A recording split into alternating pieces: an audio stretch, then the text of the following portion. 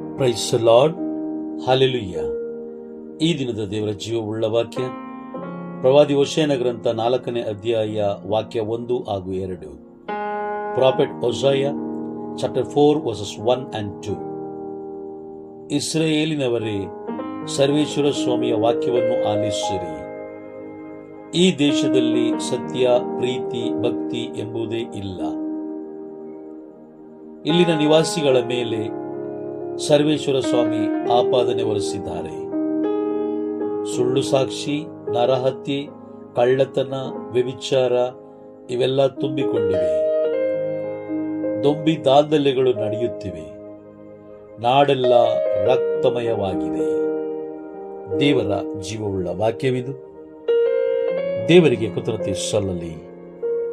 ಆಮೇನ್, ಆಮೇನ್, ಆಮೇನ್.